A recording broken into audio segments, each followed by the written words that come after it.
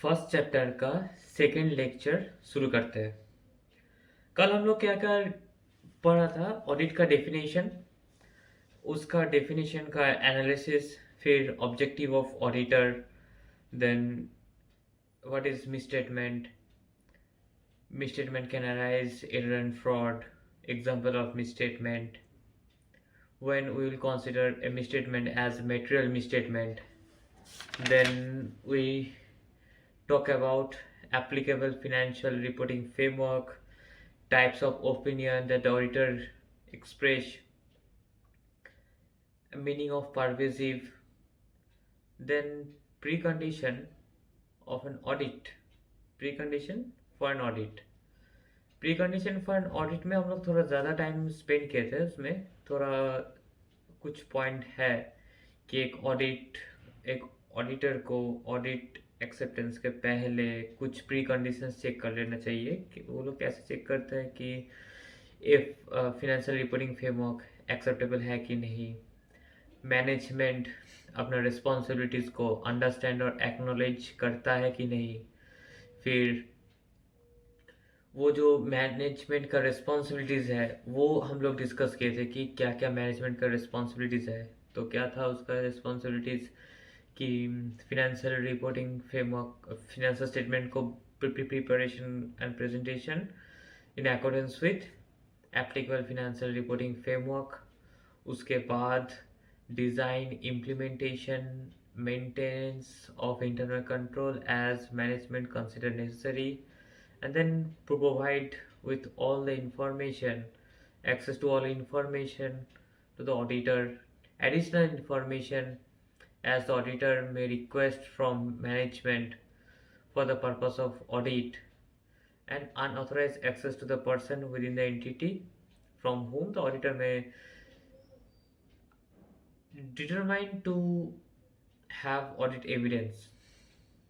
इतना तक। और उसके बाद हम लोग डिस्कस किए थे इंटरनल कंट्रोल क्या है, इंटरनल कंट्रोल का definition, then risk assessment procedures. हाँ, उसके पहले हम लोग फ्रेमवर्क पढ़े थे कि एक ऑडिट का जो फ्रेमवर्क होता है वो कैसे, कहाँ से कहाँ तक, कहाँ से ऑडिट शुरू होता है, कौन सा काम के बाद ऑडिट ख़त्म हो जाता है। तो एक फ्रेमवर्क हम लोग पढ़े थे।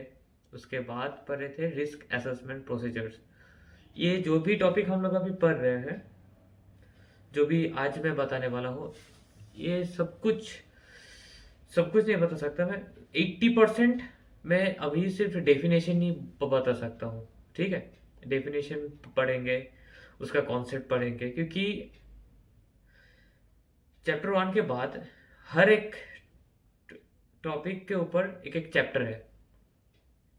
रिस्क असेसमेंट के ऊपर है, फर्दर ऑडिट प्रोसीजर के ऊपर है, ऑडिट डॉक्यूमेंटेशन इसे 230, ऑडिट एविडेंस इसे 500, ये सब के ऊपर एक एक अलग अलग चैप्टर है। तो अभी मैं थोड़ा बहुत ऊपर ऊपर से सब कुछ बोल दे रहा हूँ। तो कल हम लोग जो पढ़े थे उसका रिवीजन बाद में करेंगे, वो तो एक बार देख लिए है। आज शुरू करने वाले हैं फॉर एसर्शन से। ठीक है, एसर्शन क्या होता है, एसर्शन ऑडिट में इसका इस्तेमाल क्या है, एसर्शन क्यों है, ऑडिटर एसर्शन को कैसे चेक करता है, मैनेजमेंट का क्या रोल है इसमें। Assertion, assertion refers to representation by management, explicit or otherwise, that are embodied in the financial statement। assertion एक चीज है जो रिप्रेजेंट किया जाता है bye management. Management assertion represent करता है। ये जो रिस्पॉन्सिबिलिटीज है एसर्शन रिप्रेजेंट करने का, वो मैनेजमेंट का है।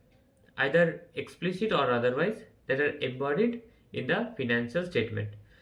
फिनेंशियल स्टेटमेंट आइटम्स क्या क्या होता है वो हम लोग जानते हैं। तो वही अगर मैं ऊपर ऊपर से बताऊं कि बैलेंस शीट में क्या होता है, एक पीएल होता है, एक बैलेंस शीट होता है और नोट्स टू अकाउंट्स। तो पीएल का भी कुछ नोट्स टू अकाउंट्स होता है, बैलेंस शीट का भी कुछ नोट्स टू अकाउंट्स होता है। तो अब ऑडिट में यही पीएल, बैलेंस शीट और नोट्स टू अकाउंट्स जो भी डिस्क्लोज किया जाता है, वो ये तीनों चीज़ को 3 कैटेगरी में डिवाइड करके रखा है। एक है transaction, another is account balance, and the third and last one is presentation and disclosure. अब थोड़ा बहुत कंफ्यूजिंग है कि चैप्टर 1 में आईसीआई बोलता है कि एसर्शन तो 3 है, transaction, account balance and presentation and disclosure. लेकिन थोड़ा और आगे बढ़ते बढ़ते चैप्टर 5 में हम लोग पढ़ेंगे कि एसर्शन सिर्फ 2 ही है। बहुत ऐसा कुछ फिनेंशियल आइटम के लिए और आईसीआई वहाँ पे 3 एसर्शन कंसिडर किया है, तो ना के बराबर है।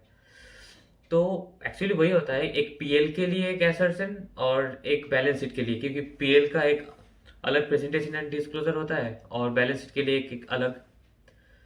तो वही चीज़ अभी हम लोग पढ़ते हैं कि एसर्शन को कैसे हम ऑडिटर चेक करेगा।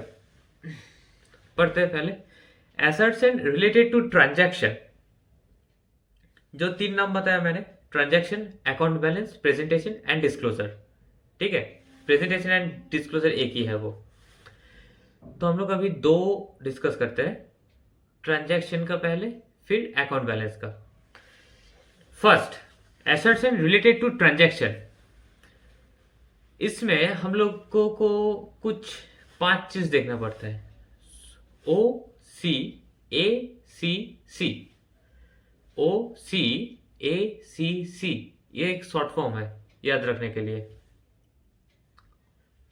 First O for occurrence, C for completeness, A for accuracy, C for cutoff, and again C for classification.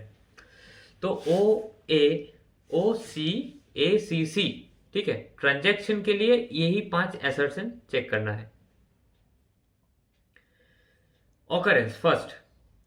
Transaction that are recognized in the financial record as having occurred, that is, did it really happen, and such transaction and event pertain to the entity. I hope सबके पास study material है। मैं अपने पास मैं अपना sir का study material खोल के बैठा हूँ, मैं बस वहीं से आप लोगों को बता रहा हूँ। ठीक है, फर्स्ट है occurrence. Transaction that are recognised in the financial records as having occurred. जो फिनेंशियल स्टेटमेंट हम लोगों को दिख रहा है और हम लोग अभी चेक कर रहे हैं ट्रांजैक्शन के एसर्शंस, तो हम लोग बैलेंस शीट अभी छोड़ देते हैं, अभी PL, transaction related to PL items. Okay, तो पीएल अगर हम चेक कर रहे हैं, फिर पीएल में पीएल का एसर्शंस 5 एसर्शन है, उसमें अभी डिस्कस करें ऑकरेंस। तो बोलता है कि transaction that are recognised in the financial record, जो फिनेंशियल स्टेटमेंट का पीएल में जो मुझे दिख रहा है वो क्या एक्चुअली ऑकर हुआ है। जो फिनेंशियल स्टेटमेंट में पीएल में क्या क्या रहता है, एक क्रेडिट साइड में रेवेन्यू आइटम्स, डेबिट साइड में एक एक्सपेंसेस, जितने भी एक्सपेंसेस हुआ है, direct expenses, indirect expenses, interest, finance cost. अभी मैं टी फॉर्मेट का बात कर रहा हूँ। ठीक है, अभी जो एक पीएल का जो टी फॉर्मेट हम लोग पीएल में बनाते थे पहले, उस हिसाब से मैं बता रहा हूँ। रेवेन्यू आइटम्स और एक्सपेंसेस, तो ये जो दिख रहा है मुझे, एक एक आइटम उठाता हूँ, पहले रेवेन्यू का सेल उठाता हूँ, जितना भी सेल दिख रहा है, कि ये सेल एक्चुअली हुआ है, तो ये चेक करूँगा ऑकरेंस में। फिर और अच्छे से, did it actually happen and such transaction and events pertain to the entity. जो सेल मेरा पीएल में दिख रहा है, क्या वो एक्चुअली सेल हुआ है, एंड जो दिख रहा है क्या वो इसी कंपनी का या फिर इसी प्रोप्राइटरशिप का है। अगर है तो चेक हो गया। अभी अगर कंप्लीटनेस, ऑकरेंस चेक करने के लिए उस सेल का ऑकरेंस अगर चेक करना है, तो यही 2 प्रोसेस है। ठीक है, कि वो मेरा सचमुच हुआ है कि नहीं। does it really occur, really happen, and it pertain to the entity. Second, completeness. All transaction and event that should have been recorded have been recorded. Completeness, ये क्या बोल रहा है कि ऑल ट्रांजेक्शन एंड इवेंट्स जो record होना चाहिए था वो रिकॉर्डेड है. फिर से एक बार, एसर्शन. एसर्शन को तीनों भाग में डिवाइड करके रखा है: transaction, account balance, presentation and disclosure. अभी हम लोग ट्रांजैक्शन को लेकर डिस्कस कर रहे हैं, तो बाकी को हटा देते हैं. तो फिर आगे मेरा ट्रांजैक्शन. ट्रांजैक्शन के लिए 5 चीज चेक करना पड़ेगा: ऑकरेंस, कंप्लीटनेस, एक्यूरेसी और मेजरमेंट, कट ऑफ, क्लासिफिकेशन. यही 5 है. ठीक. ऑकरेंस के लिए पता चल गया, ऑकरेंस नाम से पता चल रहा है कि ये ऑकर हुआ है कि नहीं, डिड इट रियली हैपन और pertain to the entity. Okay. Second अभी क्या डिस्कस कर रहे हैं? अभी कंप्लीटनेस, कि जो ट्रांजेक्शन और इवेंट रिकॉर्ड होना चाहिए था क्या वो रिकॉर्ड हुआ है. अब कंप्लीटनेस कैसे चेक करें? इनवॉइस के साथ.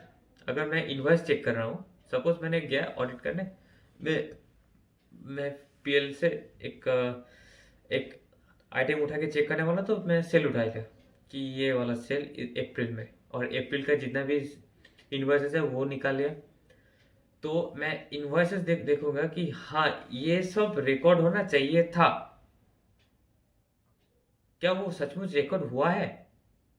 वही जो चेक करने का प्रोसीजर है उसे मैं कंप्लीटनेस बताऊंगा. Completeness in English, all transaction and event that should have been recorded have been recorded. Next, accuracy. accuracy मैंने accurate है ना ये. अब accuracy को ICAI कभी कभी मेजरमेंट भी बोल देता है. क्वेश्चन में कभी कभी वो accuracy की जगह मेजरमेंट वर्ड यूज करता है. accuracy में क्या है कि amount and other data relating to recorded transaction and events have been recorded appropriately. फिर से पढ़ते हैं कि accuracy में क्या है. amounts and other data relating to recorded transaction and event have been recorded appropriately. कहाँ पे जोर दिया जा रहा है इसमें accuracy में? कि वो जो amount और other related data about the transaction and event, कहाँ पे जोर डाला जा रहा है अभी? यहाँ पे amount and other related data recorded appropriately.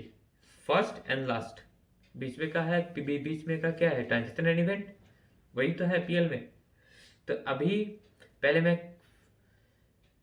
Occurrence में मैंने क्या देखा कि जो हुआ है, मेरा सेल जो दिख रहा है, क्या ये कंपनी का ही है, क्या ये एक्चुअली सेल हुआ है. पहले मैंने सेल देखा बुक्स में, फिर उसे जीएसटी के साथ देखा. अब जीएसटी के साथ देख लिया तो इनवॉइस देख लिया. ठीक है. ऑकरेंस में पहले बुक्स, उसके साथ जीएसटी, उसके साथ इनवॉइस. ओके. नेक्स्ट है कंप्लीटनेस. कंप्लीटनेस में हम लोग पहले इनवॉइस को पकड़ रहे थे. इनवॉइस पकड़ लिया, इनवॉइस के हिसाब से सेल चेक कर रहा हूँ, इनवॉइस के हिसाब से जीएसटी चेक कर रहा हूँ. कंप्लीटनेस कि एक्चुअली इनवॉइस ही तो मेन है ना. बिजनेस में इनवॉइस मेन है. मिस यहाँ से हो सकता है, गलत यहाँ से हो सकता है, वो देख लिया मैंने. क्रॉस वेरिफिकेशन की तरह पहले ये चेक किया, पहले वो चेक किया. तो पहले ऑकरेंस वाला कंप्लीटली समझ में आ गया, फिर कंप्लीटनेस समझ में आ गया. अब है एक्यूरेसी. इनवॉइस सेल के साथ मेरा इनवॉइस नंबर में मैच कर रहा है, इनवॉइस डेट मैच कर रहा है, लेकिन अगर अमाउंट मैच नहीं करेगा तब तो दिक्कत है. तो वही बोल रहा है कि एक्यूरेसी भी चेक करना है. एक्यूरेसी में क्या है कि amount and other data relating to the transaction and event have been recorded appropriately. भाई सही से रिकॉर्ड हो जाए, बस कोई क्लरिकल मिस्टेक ना हो या फिर कोई फ्रॉड ना हो. हम लोग तो पढ़े हैं कि मिसस्टेटमेंट 2 वजह से हो सकता है, 2 वजह से हो सकता है. एक है फ्रॉड, एक है एरर. फ्रॉड है इंटेंशनल, एरर है अनइंटेंशनल. एक और चीज़ मैं पढ़ते पढ़ते एक और चीज़ मैं आप लोगों को बताना चाहता हूँ कि ऑडिट है ना, ऑडिट मतलब सीए का कुछ भी आप उठा लीजिए, कुछ भूलिए मत। बहुत वास्ट है लेकिन कुछ भूलने का नहीं है, एक के साथ एक लिंक है। अभी एसर्शन पढ़ते पढ़ते मुझे मिसस्टेटमेंट याद आ गया, आना ही है भाई, क्यों याद नहीं आएगा। इंटरेस्टिंग चीज़ है बहुत, एक के साथ एक इंटरलिंक्ड है। बहुत इंजॉय करके ऑडिट पढ़िए, मैं तो ये बोलना चाहूँगा कि और बहुत अच्छा सब्जेक्ट है, स्कोरिंग सब्जेक्ट है। हाँ, और एक आईसीआई का एक रूल है कि वो वर्ड चाहिए उन लोगों को, स्पेसिफिक वर्ड जो उन लोगों का स्टडी मेट में है, सर्च आंसर में दिया हुआ है। वर्ड टू वर्ड इतना मेंटेन मत कीजिए, पर लेकिन जो भी वर्ड अप्रोप्रिएटली यूज़ होना चाहिए वही कीजिए, बस हो गया। रट्टा तो थोड़ा लगाना है ना। तो अभी हम लोग को ऑकरेंस, कंप्लीटनेस, एक्यूरेसी तीनों कंप्लीट हो गया। फिर और दो बाकी है, ओ सी ए, ये तीनों हो गया। और क्या है, C C, C for cut off, C for classification. Cut off में क्या है कि पीरियड, कट ऑफ बोल रहा है transaction and event have been recorded in the correct accounting period. Transaction का एंड इवेंट का तो सही है यार, जिस पीरियड का ट्रांजेक्शन है उसी पीरियड में रिकॉर्ड करो। कभी कभी कोई कंपनी अपना सेल बढ़ाने के लिए क्या करता है, मार्च में जो सेल, अभी मुझे सेल ऑर्डर आया है, अभी भी मैंने सेल किया नहीं, ठीक है। अप्रैल में मुझे सेल करना है, लेकिन मुझे पता है कि हाँ वो लोग ऑर्डर करने वाले हैं, पूरा डील है। लेकिन जब तक सेल हो नहीं रहा है तब तक मैं सेल में बुक नहीं करूँगा। मेरा फिनेंशियल ईयर में जिस जो सेल जिस फिनेंशियल ईयर में होना चाहिए उसी फिनेंशियल ईयर में होगा। Cut off. Next, classification. Transaction and event have been recorded in the proper accounts. Transaction and event have been recorded in the proper accounts. Classification भी सही से होना चाहिए, ताकि मैं एक सेल कर रहा हूँ, मैं अपना गुड्स और सर्विस, मेरा जिसका बिजनेस है मैं वो छोड़ के कुछ और सेल कर रहा हूँ, मेरा कैपिटल एसेट। अब वो तो मेरा पीएल में सेल के साथ तो नहीं आएगा, वो तो एक्चुअली मेरा टर्नओवर तो नहीं काउंट होगा ना वो। तो फिर क्लासिफिकेशन भी सही से करना पड़ेगा कि हाँ ठीक से है कि नहीं है। तो ये मेरा assertion related to transaction and event complete. पांचों point, occurrence, completeness, accuracy, cut off, classification complete. अब है assertion related to account balance. Account balance और भी अच्छा है। Balance sheet, account balance, balance word के साथ बैलेंस शीट आप कर सकते कि बैलेंस दिखेगा वो उसमें, एक पीरियड फिनेंशियल ईयर का एंड में एक बैलेंस, हर एक चीज का एक बैलेंस आपको दिखेगा। तो वो अकाउंट बैलेंस चेक करने के लिए आपके पास चार असर्शन है। ERCV, E for existence, R for right and obligation, C for again completeness, and V for valuation and allocation. Existence, ठीक है, ERCV, existence, right and obligation, CV completeness, V for valuation and allocation. Existence में मेरा balance sheet में कुछ asset दिख रहा है, ठीक है। अगर मेरा बैलेंस शीट में एसेट दिख रहा है, क्या वो एक्चुअली एग्जिस्ट कर रहा है ना, या फिर फेक बिल बुक करके रखा है। मैं बिल के साथ चेक कर रहा हूँ, बिल है और मेरा बुक्स में दिख रहा है, लेकिन एक्चुअली है ना वो, वही है एग्जिस्टेंस। फिजिकल वेरिफिकेशन बोल सकते हैं हम इसको। क्या बोलते हैं इसको, asset, liabilities and equity interest exist, ये है एग्जिस्टेंस का डेफिनेशन। अब राइट एंड ऑब्लिगेशन में क्या बोल सकते हैं हम लोग, right and obligation, balance sheet में जो मेरा एसेट एंड लायबिलिटीज दिख रहा है उसमें राइट मेरा है ना, लायबिलिटीज जो है वो मेरा ऑब्लिगेशन है ना, किसी और का तो नहीं है। ये चेक करने के लिए right and obligation. The entity holds or control the right to asset and liabilities are the obligation of the entity. हो सकता है मेरा बुक्स में एंट्री है ये इतना सारा प्लांट एंड मशीनरी 2.5 करोड़ का प्लांट एंड मशीनरी, लेकिन मेरा कंपनी का नहीं है, वो बाजू वाली का कंपनी का है, वो मैंने अपना अकाउंट में बुक करके रखा है, तो उसमें तो मेरा राइट नहीं है। उस जो जो एसेट है मैंने तो किया है, मैं तो खरीदा ही नहीं, और वो एसेट एग्जिस्टेंस के टाइम मुझे मैंने क्या देखा, बुक्स में देखा, और मैं फिजिकली वेरिफिकेशन करने चला गया। अब फिजिकली वेरिफिकेशन में मुझे तो दिख रहा है, जब मैंने फिजिकली वेरीफाई करने गया बुक्स के साथ दिख रहा है, लेकिन उसमें मेरा राइट नहीं है, तो वो मेरा एसेट नहीं है वो। ठीक।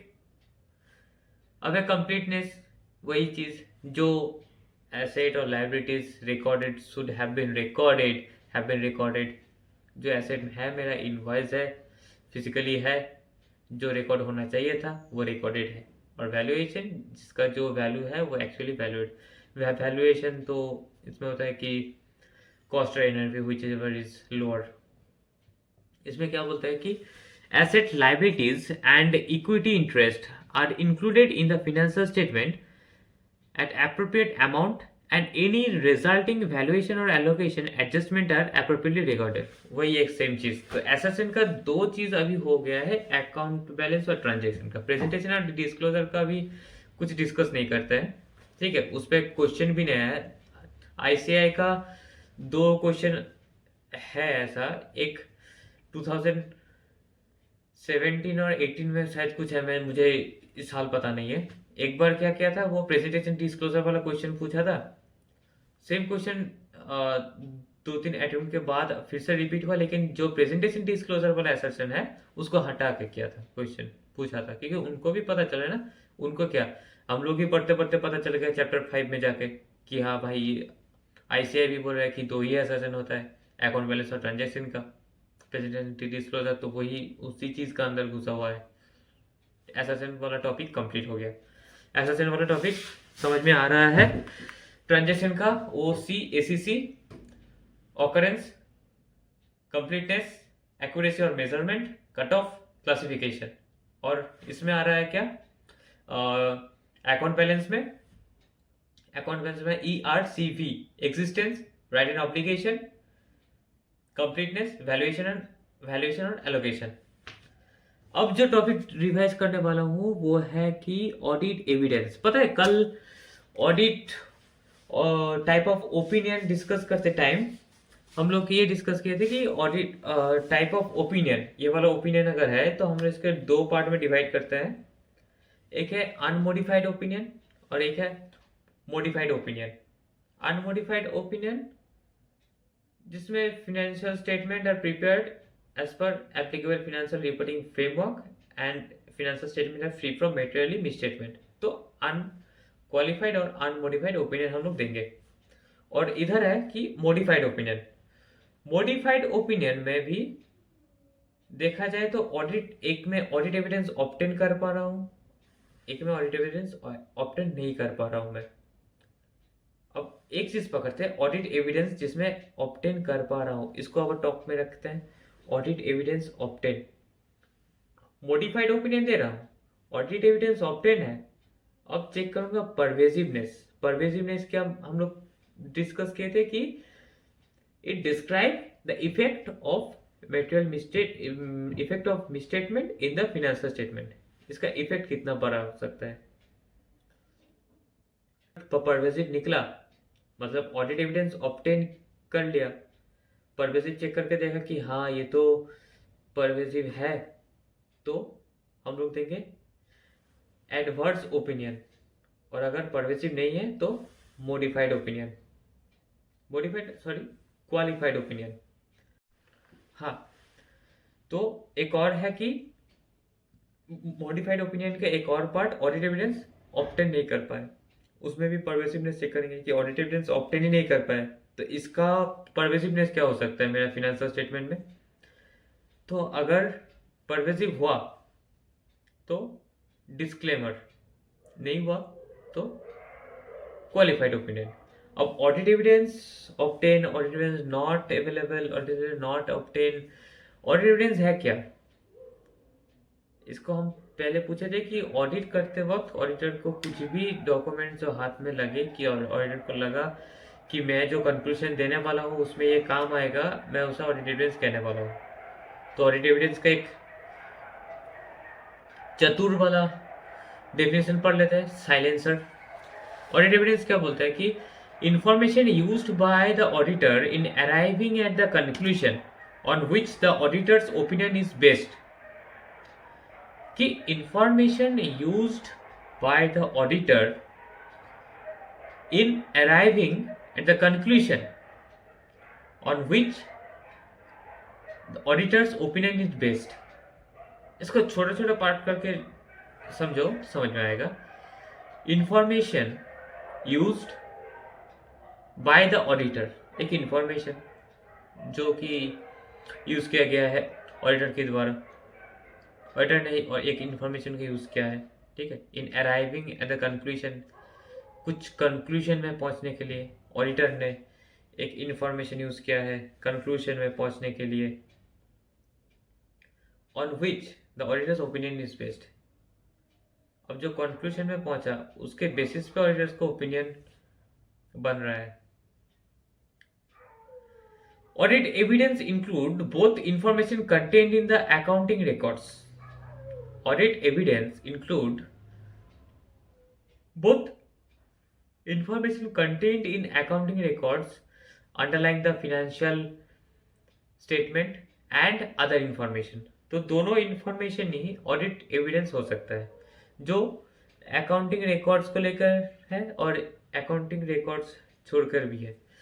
तो इसी चीज़ में कुछ एग्जाम्पल हो जाए कि ऑडिट एविडेंस दोनों तरह के होता है, एक information contained in the accounting records और एक other information.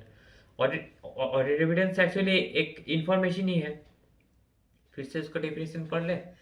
Information used by the auditor in arriving at the conclusion on which auditors opinion is based। Audit evidence include both information contained in accounting records and other information। और definition complete भाई। अब information contained in accounting records में क्या क्या है कि जो मेरा लेजर है, journal entries, other adjustment to the financial statement, contracts, invoices, record of initial accounting entries, supporting record such as record of fund transfer। Information accounting statement, accounting records में जो भी इंफॉर्मेशन है वो सब ऑडिट एविडेंस है। और other information में क्या है कि minutes of the meeting, written confirmation from trade receivable and trade payable, manual containing detail of internal control. Other information in IC को लेके, आईसी मतलब इंटरनल कंट्रोल, उसका जो मैनुअल्स है कि ये कैसे काम करता है उसका एक इंफॉर्मेशन, वो भी मेरा ऑडिट एविडेंस हो सकता है। माइनट्स ऑफ मीटिंग, कंपनी में जो मीटिंग हो रहा है, क्या डिसीजन ले रहा है वो लोग, बोर्ड ऑफ डायरेक्टर्स, वो भी मेरा ऑडिट एविडेंस हो सकता है। तो ये है मेरा ऑडिट एविडेंस। इसके बाद वाला टॉपिक क्या है जो हम लोग डिस्कस करने वाले हैं, audit risk. Audit risk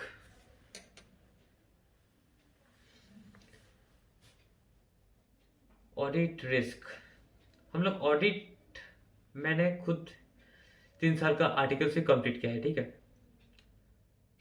stat audit किया है मैंने, टैक्स ऑडिट किया है, पीएफ ऑडिट।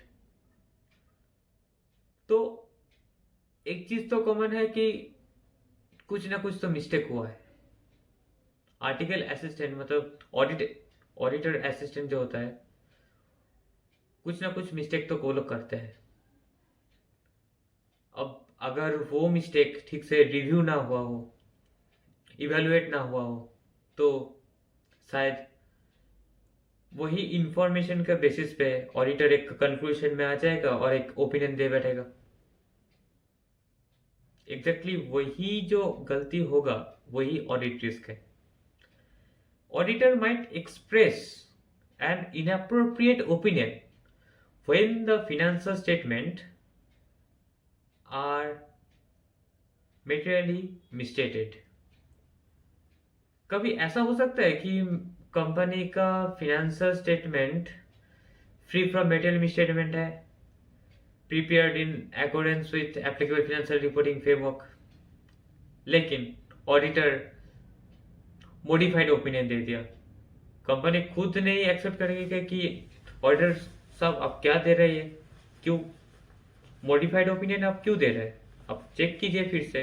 अगर आपको कुछ लगा कि हाँ यहाँ पे मिसस्टेटमेंट है, ये मटेरियल है, फिर हम लोग डिस्कस करते हैं ना पहले, तो उस हिसाब से तो देखा जाए तो ये ऑडिट रिस्क नहीं हो सकता, क्योंकि ऑडिटर ऐसा गलती नहीं करेगा कि कोई फिनेंशियल स्टेटमेंट मेटेरियली मिसस्टेटेड नहीं है उसको इनएप्रोप्रिएट ओपिनियन दे बैठेगा। ऑडिट रिस्क क्या है कि auditor might express an inappropriate opinion when the financial statement are materially misstated। हो सकता है कि financial statement materially misstated हो, लेकिन ऑडिटर को वो दिखे ना, और ऑडिटर गलती से इनएप्रोप्रिएट ओपिनियन दे दे, शायद अनमोडिफाइड और अनक्वालिफाइड ओपिनियन भी दे दे कि इसमें तो कुछ गलती है ही नहीं, लेकिन उसमें गलती है।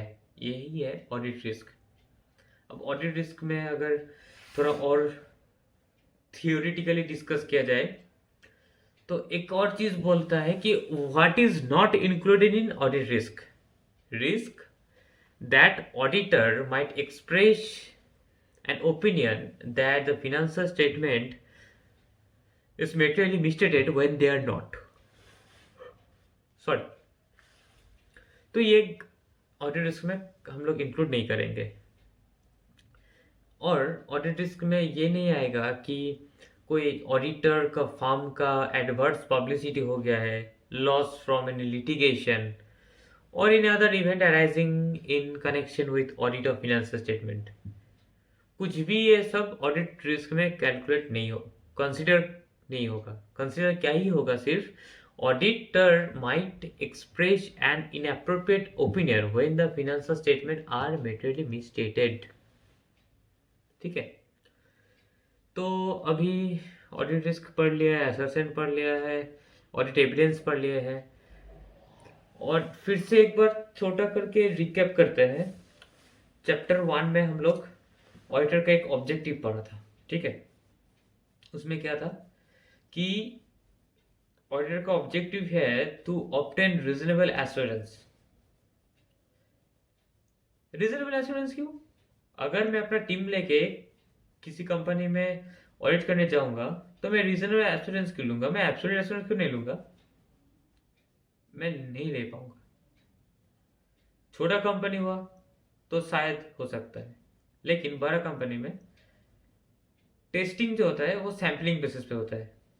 मतलब एक बड़ा कंपनी पकड़ लीजिए, उसमें अगर हर रोज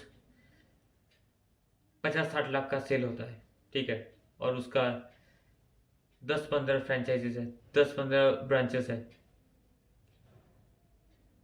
तो आप चेक नहीं कर सकते उतना। आप एक अमाउंट तक देखेंगे कि 50 लाख तक हर दिन सेल होता है, तो जितना भी सेल 5 लाख का ऊपर का है मैं उतना ही चेक करूंगा। ठीक है, तो इस हिसाब से आप सैम्पलिंग बेसिस पे चेक करता है। ऐसा हो सकता है जो 5 लाख के ऊपर का है लेकिन शायद 4 लाख में गलती हो सकता है, लेकिन आप वो चेक नहीं कर पाएंगे।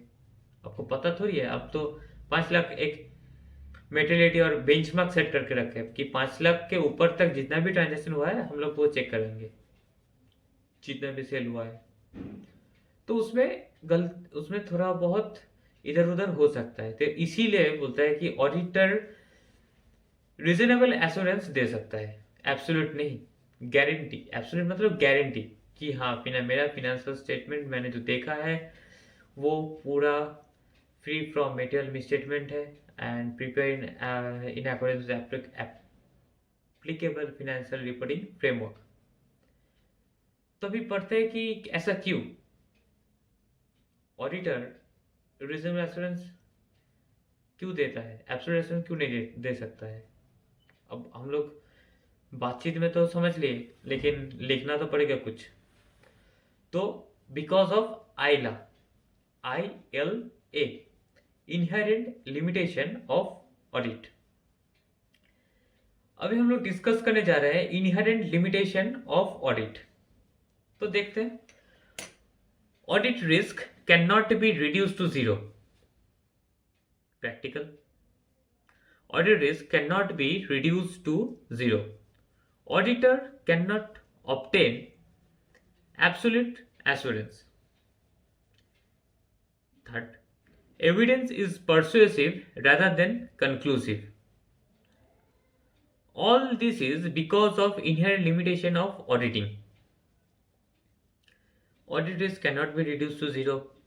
Auditor cannot obtain absolute assurance. Evidence is persuasive rather than conclusive. All this is because of inherent limitation in auditing. ये एक मेरा इंट्रोडक्शन हो गया। तो इनहेरेंट लिमिटेशन में मेरा 5 पॉइंट है कि इस वजह से मैं अपना एक ऑडिटर रीजनेबल एश्योरेंस ही दे सकता है। क्या है कि नेचर ऑफ फिनेंशियल रिपोर्टिंग। अब फिनेंशियल स्टेटमेंट बनाने का रिस्पॉन्सिबिलिटी किसका है, ऑडिटर का या फिर मैनेजमेंट का?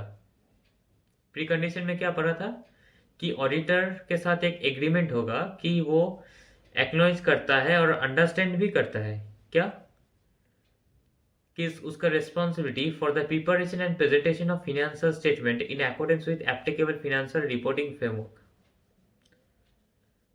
अब इनहेरेंट लिमिटेशन पढ़ते पढ़ते मेरा प्रीकंडीशन भी आ गया।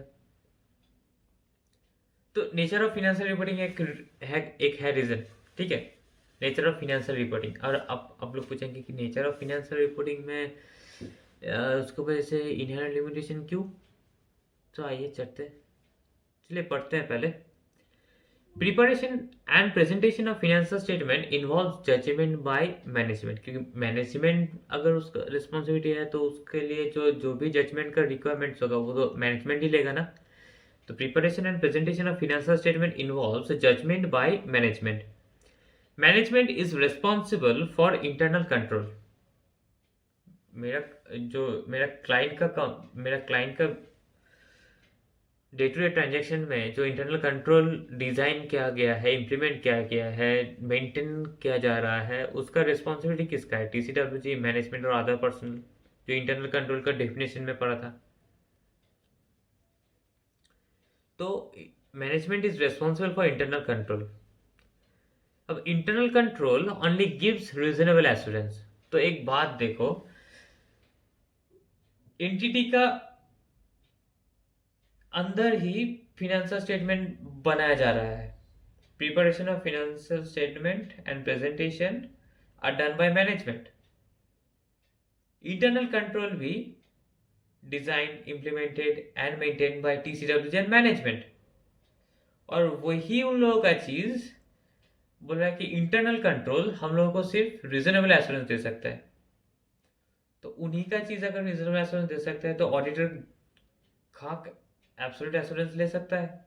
तो ये एक रीजन हो गया कि नेचर ऑफ फिनेंशियल रिपोर्टिंग।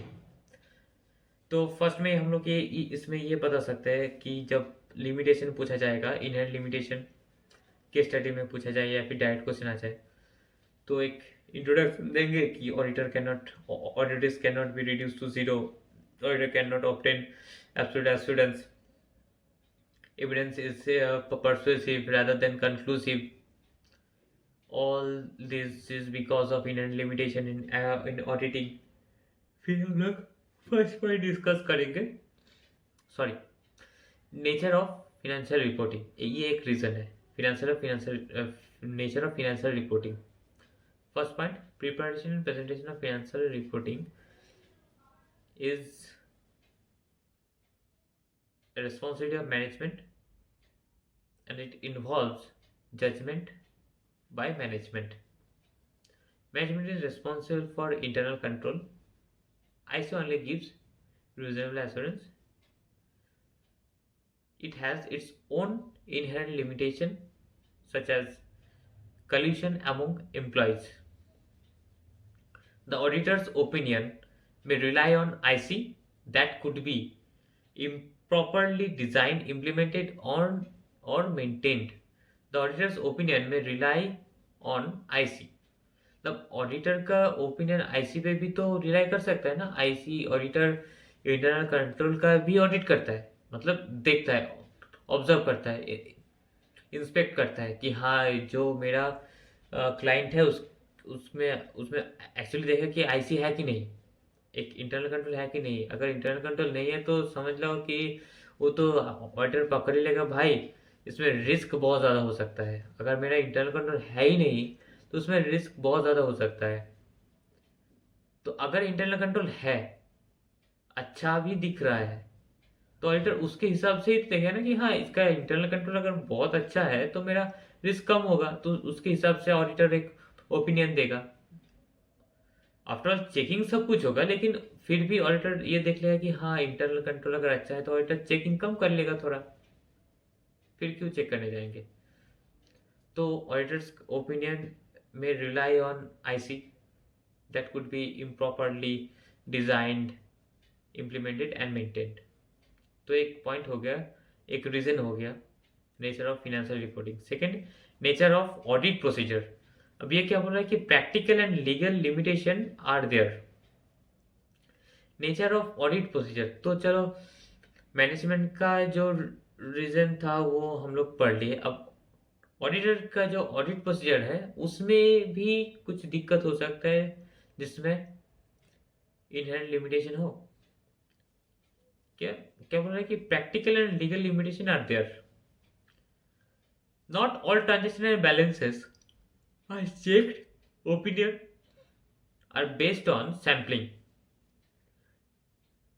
ये तो प्रैक्टिकल है। प्रैक्टिकल एंड लीगल लिमिटेशन क्या है कि not all transaction and balances are checked. हर एक ट्रांजेक्शन और बैलेंसेस तो चेक नहीं होगा। अभी जो बोला है कि मेरा हर रोज अगर 50 लाख का सेल हुआ तो मैं एक बेंचमार्क सेट करके रखूंगा कि 5 लाख के ऊपर जितना भी सेल है मैं वही चेक करूंगा, सिर्फ मैं उसी का सब कुछ देखने वाला हूँ कि सही है कि नहीं है। तो वही not all transaction and balances are checked possible नहीं है। यही एक प्रैक्टिकल रीजन है, प्रैक्टिकल एंड लीगल लिमिटेशन। उसके बाद management may not provide complete information. Management may not provide complete information। अगर मैनेजमेंट इंफॉर्मेशन प्रोवाइड नहीं कर रहे हैं, हमें कंप्लीटली नहीं कर रहे हैं, तो मैनेजमेंट को तो फोर्स नहीं कर सकते ना कि नहीं मुझे चाहिए डॉक्यूमेंट, मुझे चाहिए उसके बाद ऑडिट होगा, ऐसा थोड़ी बोल सकते हैं। हम पूछेंगे मैनेजमेंट को, मैनेजमेंट मुझे ये डॉक्यूमेंट चाहिए, मैनेजमेंट नहीं दे रहा है, नहीं दे रहा है, तो पहले हम लोग मैनेजमेंट से पूछेंगे। अगर मैनेजमेंट जो उसका रिस्पॉन्स करेंगे अगर वो रीजनेबल हुआ तो सही है, अगर नहीं हुआ तो हम लोग फिर दोस्त चार्ज विद गवर्नेंस उनसे बात करेंगे, और उसके बाद तो ओपिनियन पे बात हम लोग करते ही है। तो दो चीज अभी तक पढ़ ले नेचर ऑफ ऑडिट प्रोसीजर में, एक है प्रैक्टिकल और एक है लीगल लिमिटेशन। प्रैक्टिकल लिमिटेशन कौन सा वाला कि auditor can not check all the transaction, और लीगल लिमिटेशन वाला management may not provide all the information that are requested from the auditor. Auditor may request, the auditor can only report this fact. This is a legal limitation. एक और point है इसमें, management में consist of dishonest individuals. They could be involved in fraud. They may conceal fraud through sophisticated way, well organized scheme making detection difficult for auditor. कुछ ऐसा भी कर सकता है मैनेजमेंट में, ऐसा कुछ लोग काम कर सकते हैं जो लोग फ्रॉड तो करते हैं लेकिन इस हिसाब से फ्रॉड करते हैं कि ऑडिटर भी पकड़ ना पाए। तो क्या था कि मैनेजमेंट में consist of dishonest individuals, they could be involved in fraud, they may conceal fraud through sophisticated well organized scheme making detection difficult for auditor. Management may produce fabricated document. अब एक तो मैनेजमेंट में dishonest people है, वो लोग fraud कर रहे हैं। दूसरा ऐसे करके फ्रॉड कर रहे हैं कि ऑडिटर पकड़ ही ना पाए। तीसरा चीज, मैनेजमेंट फैब्रिकेटेड डॉक्यूमेंट भी प्रोड्यूस कर सकते हैं। अब ऑडिटर कितना कुछ देखेगा भाई, डॉक्यूमेंट एक्सपर्ट थोड़ी है ऑडिटर। ऑडिटर उसमें कुछ देख नहीं पाएंगे। Auditor is not a document authentication expert. Management में have transaction with related parties. बहुत कम केसेस हैं जहाँ पे रिलेटेड पार्टीज के बीच में जो ट्रांजैक्शन होता है वो ऑडिटर आइडेंटिफाई कर पाते हैं, और वो चेक करते हैं कि जो रिलेटेड पार्टीज के साथ ट्रांजैक्शन हुआ है वो सही से हुआ है कि नहीं हुआ है, एडिक्वेट वैल्यू है या फिर नहीं है। तो this can be only paper transaction. अब रिलेटेड पार्टी के साथ असल में ट्रांजैक्शन हुआ है या फिर सिर्फ पेपर ट्रांजैक्शन हुआ है। The auditor might not be aware of such related party relationship और सच ट्रांजैक्शन में गो अनडिटेक्टेड। रिलेटेड पार्टी किसके साथ कौन क्या रिलेटेड रिलेशन में है, कौन रिलेटेड पार्टी से है, ये तो पहले तो बात यही समझ लेना बहुत बड़ी बात है कि हाँ ये रिलेटेड पार्टी ट्रांजैक्शन है। तो ये बहुत समझ में नहीं आता है। तो ये भी एक रीज़न हो सकता है इनहेरेंट लिमिटेशन का, जिसके वजह से ऑडिटर एब्सोल्यूट एश्योरेंस नहीं दे पाते हैं। तो अभी तक 2 पॉइंट हम लोग पूरा कंप्लीट कर चुके हैं। इनहेरेंट लिमिटेशन का, नेचर ऑफ फिनेंशियल रिपोर्टिंग और एक नेचर ऑफ ऑडिट प्रोसीजर। एक बार दोनों फिर से पढ़ लेते हैं, ठीक है। नेचर ऑफ फिनेंशियल रिपोर्टिंग में क्या था? Preparation and presentation of financial statement involves judgement by management. Management is responsible for the internal control. IC has its own inherent limitation. That's why it gives reasonable assurance. For example, collusion among employees is inherent limitation of IC. Auditor's opinion may rely on IC that could be improperly designed, implemented, or maintained. Auditor's opinion may rely on IC that could be improperly designed, implemented, or maintained. Next, nature of audit procedure. Practical and legal limitation are there. Practical क्या था? Not all transaction and balances are checked. Opinion are based on sampling. ये एक practical limitation। और legal limitation क्या है? Management may not provide all the information. There is no way to get the information. The auditor can only report this fact. This is an example of legal limitation. Management may consist of dishonest individuals, could be involved in fraud, may conceal fraud through sophisticated, well-organized scheme, making detection difficult for auditor. Management may produce fabricated document, and auditor are not document authentication expert. Management may involve in the transaction with related parties. This can be only paper transaction. The auditor might not aware of such related party relationship, or such transaction may go undetected. This is a point. Third point, not in the nature of investigation. Audit is not in the nature of investigation. Audit एक wide term है, investigation एक specific narrow task. क्या बोलते हैं कि auditor is not an official investigation. Audit is not an official investigation, hence no absolute assurance. Investigation तभी शुरू होता है जब उसमें हम लोग ऐसे सस्पेक्ट करते हैं कि हाँ इसमें शायद फ्रॉड हुआ है, मतलब एक नेगेटिव थॉट्स उसमें है कि हाँ हुआ है, तभी उसे अगर चेक किया जा रहा है तो वो इन्वेस्टिगेशन है। और एक न्यूट्रल माइंड में कुछ चेक किया जा रहा है तो वो ऑडिट है, वो इन्वेस्टिगेशन में नहीं आएगा। जैसे no legal power of searching और recording statement of witness on oath. Investigation is for a specific purpose. Example, determining whether fraud really exists or not. Scope of investigation is narrow in comparison to auditing. तो ये एक point है, not in the nature of investigation, not in the nature of investigation. ठीक है, एक बार फिर से पढ़ लेते हैं, छोटा सा ही टॉपिक है. Auditor is not A official investigator. Auditor is not a official investigator, hence auditor cannot provide absolute assurance. No legal power of searching or recording statement of witness on oath. Investigation is for a specific purpose. For example, determining whether financial statement really frauded or whether fraud really exists or not. Scope of investigation is narrow in comparison to auditing.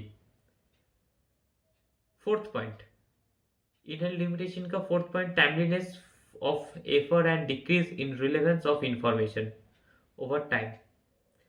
अब एक period का मैं audit कर रहा हूँ, एक financial year का audit कर रहा हूँ, ऑडिट खत्म होते होते दूसरा फिनेंशियल ईयर भी खत्म होने वाला है, तो जो फ्रॉड होना था हो गया, शायद वो नौकरी भी छोड़ के चला गया हो, फिर पकड़ेंगे कैसे?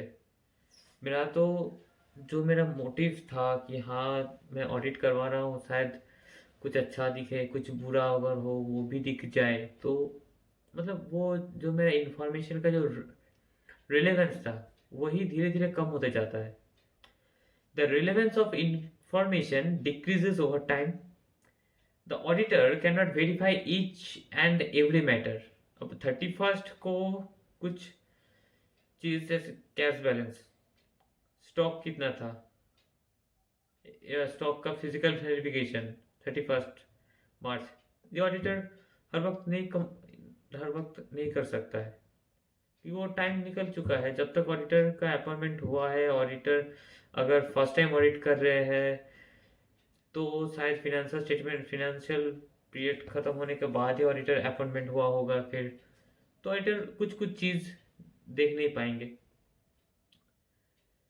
Therefore, a balance has to be struck between reliability of information and cost of obtaining it. Reliability of information, मैं इंफॉर्मेशन के ऊपर कितना रिलाई करूँ, और the cost of obtaining it, जो खर्चा हुआ है. फ्यूचर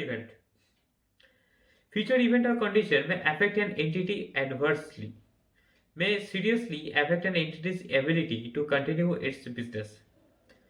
सपोज फिनेंशियल ईयर 24-25 का ऑडिट कर रहा हूं मैं, तब तक तो बहुत अच्छा सेल हुआ है, लेकिन सडनली कुछ ऐसा हुआ कि कंपनी का गोइंग कंसर्न कंसेप्ट खतरे में आ गया. तो जब मैं ऑडिट करूँ तब तक तो सही था, तब तक कुछ नहीं हुआ, लेकिन ऑडिट खत्म होने के तुरंत 1-2 महीने के बाद ही ऐसा हुआ कि कंपनी बंद हो गया पूरा. हो ही सकता है.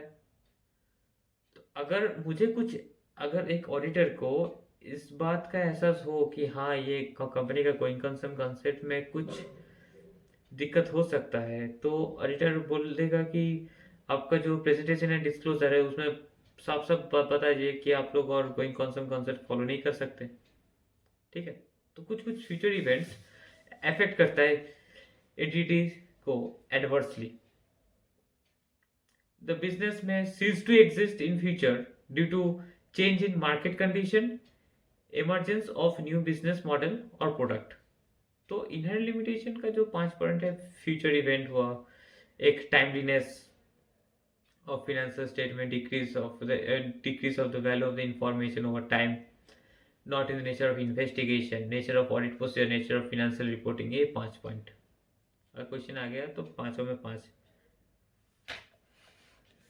अब जो टॉपिक मैं डिस्कस करने चाहता हूँ, इनहेरेंट लिमिटेशन हो गया. अब कुछ छोटा टॉपिक है लेकिन बहुत अच्छा है, एक कुछ भी छोड़ नहीं सकते. अभी जो टॉपिक है आज शायद पूरा कंप्लीट हो ना पाए, लेकिन मैं एक चीज तो आज कंप्लीट करके जाऊंगा। एक है हु अपॉइंट एन ऑडिटर, उसके बाद मीनिंग ऑफ एश्योरेंस एंगेजमेंट। ये दो चीज, ठीक है, ये दोनों कवर कर लेते हैं। Who appoints an auditor? Auditor are appointed by entity's owner members in AGM for companies by government authorities as per law. In India, the CAG appoint auditor for government companies, while partners appoint auditor for firms. Sometimes auditor may also be appointed by government authorities under specific law and regulations such as tax law. तो entity's owner auditor appoint करता है company के हित में, members in the AGM, government authorities auditor choose करते हैं for government companies, partnership form में partner, और समटाइम्स गवर्नमेंट अथॉरिटीज खुद ऑडिटर अपॉइंट करते हैं under specific law and regulation such as tax law. उसके बाद है एश्योरेंस एंगेजमेंट। एश्योरेंस एंगेजमेंट है क्या? एंगेजमेंट, पहले बात एश्योरेंस एंगेजमेंट। एश्योरेंस तो हम लोग देख लें कि हाँ एश्योरेंस देना। एंगेजमेंट का क्या है? Engagement means an arrangement to do something. Engagement means an arrangement to do something. चलो बचकानी डेफिनेशन है, लेकिन एश्योरेंस एंगेजमेंट इसका डेफिनेशन देखो, मजा आ जाएगा। An engagement in which a practitioner obtains sufficient appropriate evidence in order to express a conclusion designed to enhance the degree of confidence of the intended user other than the responsible party about the outcome of the evaluation or measurement of a subject matter against criteria। पढ़ लिया आप, समझाए नहीं क्या है assurance engagement का definition इतना बड़ा। चलिए पढ़ते हैं। N engagement in which a practitioner obtain sufficient appropriate evidence. अभी के लिए पकड़ लेते हैं जो सच है नहीं। प्रैक्टिशनर का मतलब, हम प्रैक्टिशनर वाइड टर्म है, ऑडिटर उस कंपेरेटिवली छोटा है, ठीक है। तो अभी मैं प्रैक्टिशनर को ऑडिटर के हिसाब से देख लेता हूँ, ठीक है। An engagement in which a practitioner मतलब ऑडिटर ऑब्टेन करता है सफिशिएंट एप्रोप्रिएट एविडेंस। कोई एक एंगेजमेंट जिसमें auditor sufficient appropriate evidence obtain कर रहा है, किस लिए? In order to express an opinion, express a conclusion design to enhance the degree of confidence of intended user. अब ऑडिटर ऑब्टेन किया sufficient appropriate evidence in order to express an opinion or in order to express a conclusion designed to enhance the degree of confidence of intended user other than the responsible party about the outcome of the valuation or measurement of a subject matter against criteria। कुछ चीज है जो अलग से define किया गया है यही डेफिनेशन से, कि एक practitioner sufficient appropriate evidence obtain कर रहा है कंक्लूजन देने के लिए, जो कि बनाया जा रहा है to enhance the degree of confidence of intended user other than responsible party about the outcome of evaluation और measurement of a subject matter, जो सब्जेक्ट मैटर के ऊपर ही तो हो ना, अगेंस्ट क्राइटेरिया। एक बार रट्टा लगा लेते हैं। N engagement in which a practitioner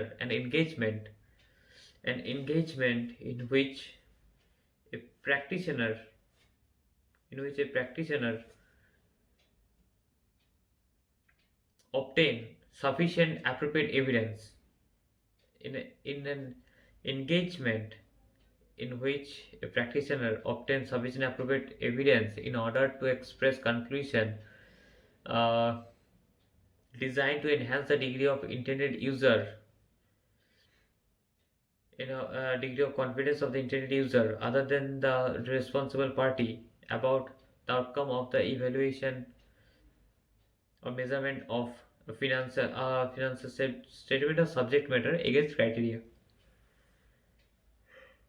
Giving assurance means offering an opinion about specific information so that the user of that information are able to make confident decision and knowing that the risk that the information being incorrect is reduced.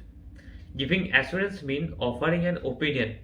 मैं एक assurance दे रहा हूँ मतलब मैं एक opinion दे रहा हूँ about specific information so the user of the information. मैं कुछ चीज़ में अगर मैं कुछ एश्योरेंस दे रहा हूँ तो जो इसका इंटरनेट यूज़र है वो शायद मेरे ऊपर भरोसा करके उस मुझे ट्रस्ट करेगा कि हाँ मैं अगर सीए होके एक फिनेंशियल स्टेटमेंट को मैं रीजनेबल एश्योरेंस दे रहा हूँ तो मतलब हाँ वो कुछ हद तक सही है. मतलब थोड़ा बहुत सा इधर उधर हो सकता है लेकिन मतलब सही है.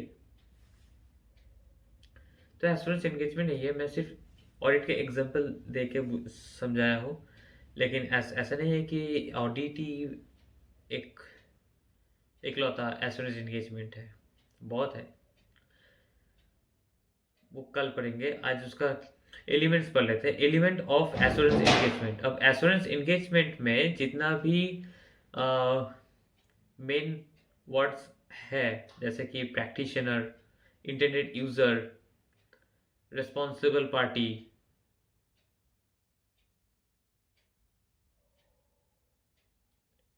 उसके बाद appropriate subject matter, suitable criteria, sufficient appropriate evidence, ये सब कुछ थोड़ा बहुत डिस्कस कर लेते हैं.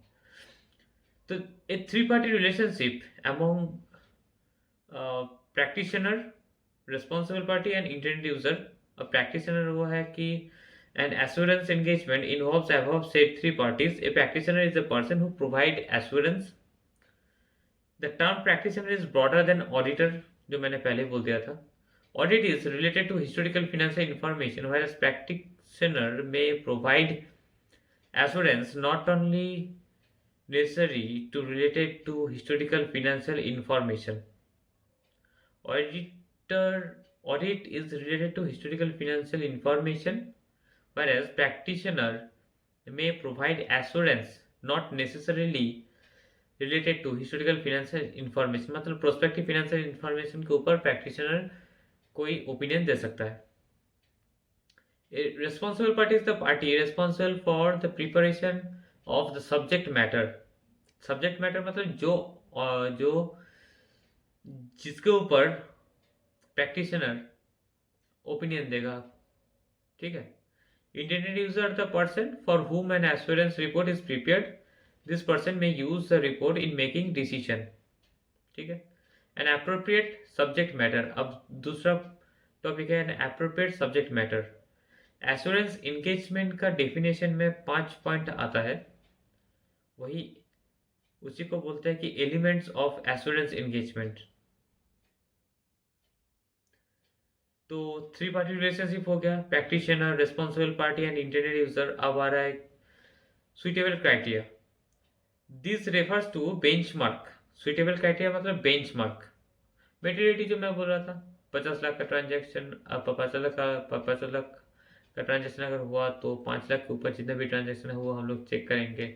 वही 5 लाख जो मैं सेट कर रहा हूँ ना वो एक बेंचमार्क बोल सकते हो, मेटेरियलिटी बोल सकते हो. यहाँ पे आप अकाउंटिंग स्टैंडर्ड भी बोल सकते हो, स्टैंडर्ड्स ऑन ऑडिटिंग भी बोल सकते हो, जो एक बेंचमार्क है. This refers to benchmark use to evaluate the subject matter. जिसके हिसाब से एक बेंचमार्क जिसके हिसाब से आप सब्जेक्ट मैटर को इवेल्युएट करने वाले हैं. सुटेबल क्राइटेरिया है. Subject sufficient appropriate evidence. Sufficient relates to quantity.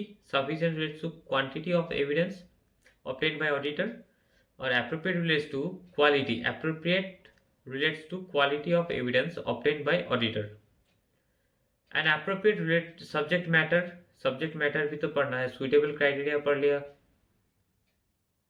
criteria जो जिसका अगेंस्ट में सब्जेक्ट मैटर का इवेल्युएशन होगा वही नहीं पढ़ा कि सब्जेक्ट मैटर क्या है. सब्जेक्ट मैटर मतलब financial statement. It refers to the information to be examined by the practitioner. In the case of audit, financial information is the appropriate subject matter in case of audit. Who is responsible for subject matter in audit? Who is responsible for the subject matter in audit? Subject matter क्या है audit में? Financial statement. तो who is responsible precondition में क्या था? Management. तो elements भी हो गया है. ठीक है, तो कल हम लोग बाकी का रिवीजन करके जितना भी है शायद इसका रिवीजन होने के बाद 31 क्वेश्चन है चैप्टर 1 में. जितना भी क्वेश्चन है मैं रिटन प्रैक्टिस करूँगा, वो भी वीडियो बनाते बनाते पहले टॉपिक का डिस्कस कर लूँगा. ठीक है, उसके बाद. ठीक है, आज के लिए इतना ही.